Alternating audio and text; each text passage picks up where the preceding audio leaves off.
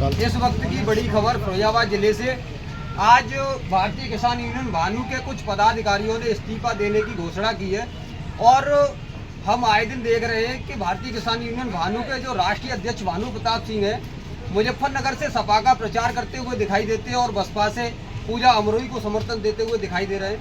वहीं भाजपा के जो प्रत्याशी है एसपी सिंह बघेल आगरा से, उनको हराने के लिए अपने समाज से अभियान करते हैं। उसके कुछ दिन बाद भाजपा के जो फिरोजाबाद से प्रत्याशी विश्वदीप जी है और उनको समर्थन दिया। समर्थन के कुछ 5-6 घंटे के बाद उन्होंने एक वीडियो जारी किया जिसमें उन्होंने कहा कि मैं अभी किसी को समर्थन नहीं दिया है।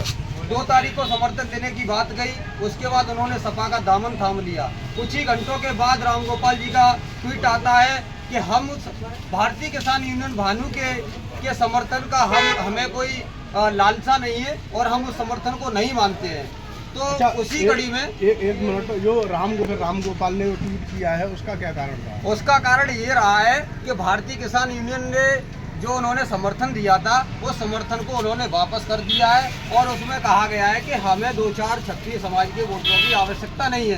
तो इससे कहीं ना कहीं क्षत्रिय समाज भी दुखित है और दुखित होने के कारण आज पदाधिकारी की गलत नीतियों के कारण हमारे जो भी संगठन के पदाधिकारी है फिरोजाबाद जिले से, राष्ट्रीय उपाध्यक्ष और राष्ट्रीय महासचिव, राष्ट्रीय सचिव, तो इन्होंने आज इस्तीफा देने की घोषणा की है।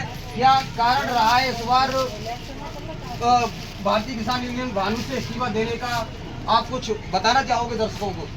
जी, मैं बिल्कुल बताना चाहूँगा। भारतीय किसान यूनियन भानु के जो राष्ट्रीय अध्यक्ष जी हैं, उन्होंने अभी तक संगठन की कोई बैठक नहीं की, संगठन के किसी भी पदाधिकारी को नहीं बिठाया।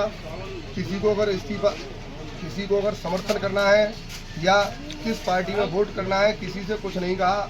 जो भी फैसला लेते हैं वो अकेले बैठ के लेते हैं और उनके फैसले से जो वो गलत करते हैं उसका खामियाजा पूरे संगठन के कार्यकर्ताओं को भी उठाना पड़ता है। उन्होंने तो एक वीडियो जारी करके कहा था कि हम पार्टी के सभी पदाधिकारियों के साथ मिलकर के ही 2 तारीख को निर्णय लेंगे कि हमें किसको समर्थन देना है, किसको नहीं देना है। क्या आपके साथ बैठक हुई या नहीं हुई? बिल्कुल, कोई बैठक नहीं, किसानों की तो बात उठाती नहीं है। वो तो पता नहीं कैसे लोगों की बातें उठाते हैं। इनका साफ तौर पे कहना है कि किसानों के मसीहा होने के बाद किसानों की आज तक कोई बात उठाई नहीं और किसान यूनियन के जो भी पदाधिकारी हैं बड़े लेवल पर वो किसानों का उत्पीड़न करते हुए दिखाई दे रहे हैं। और एक बात और कहते हुए नजर आ रहे हैं कि जो किसानों का एक दल है, संगठन है, तो हमें किसी भी राजनीतिक पार्टी के साथ मंच साझा नहीं करना चाहिए, क्योंकि हम किसान की बात करनी चाहिए। हमें तो किसान की बात उठानी और किसान के साथ ही हमें आगे की लड़ाई लड़नी है। तो इससे कहीं ना कहीं किसान यूनियन के जो भी पदाधिकारी हैं उनको ठेस पहुंची है।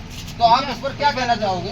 अरे हम तो ये कहना चाहेंगे, हम लोग किसान की बात करते हैं, हम किसानों के संगठन है, तो हमें राजनीतिक बात प्रचंड में नहीं पड़ना चाहिए।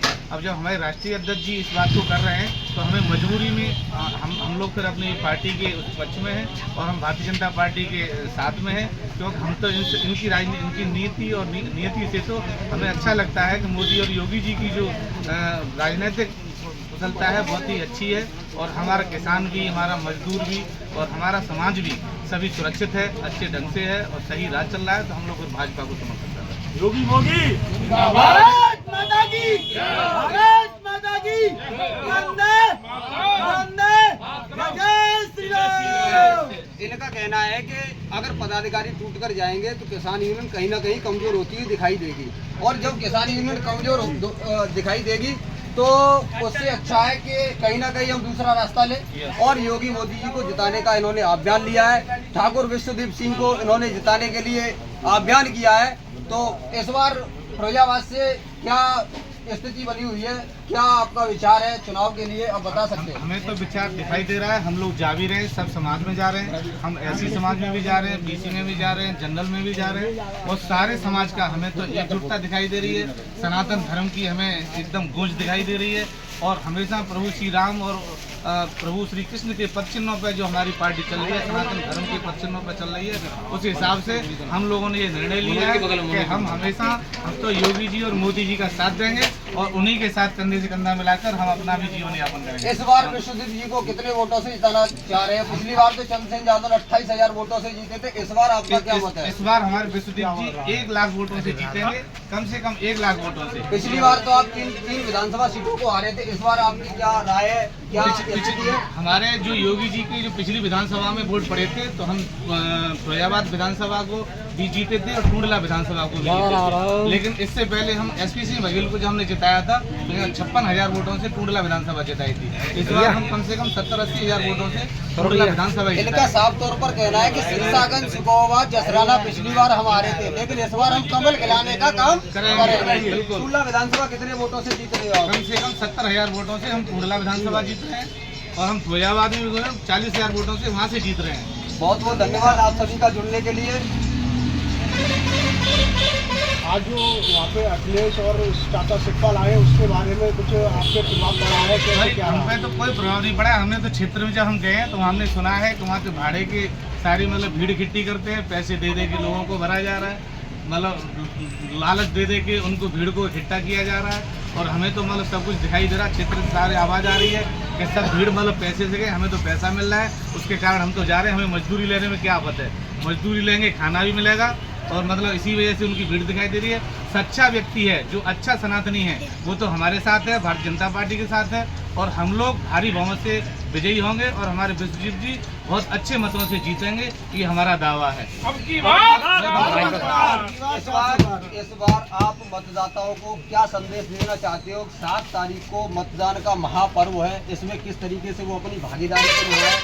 हमें तो मतदाता भी इतना जागरूक दिखाई देता है कि वो उल्टा हमें ही समझाता है कि मतलब उनके त्योहार की तरह से मना रहे हैं और वो बढ़ चढ़ के बहुत इलेक्शन को मतलब एक पर्व के रूप में हिस्सा ले रहे हैं और उसमें बहुत आगे बहुत ही अच्छे आत्मीयता के साथ में उनका साफ तौर पर कहना है कि हमें एक मजबूत राष्ट्र बनाना है, हमें देश हित में वोट करना है। जो राम को लाए थे हम उनको लाएंगे और अभी कृष्ण मथुरा और काशी में भी है और इनका साफ तौर पर कहना है कि गरीबी को दूर करना है, नए शिक्षा के नए रोजगार स्थापित करने, शिक्षा का एक आयाम स्थापित करना है।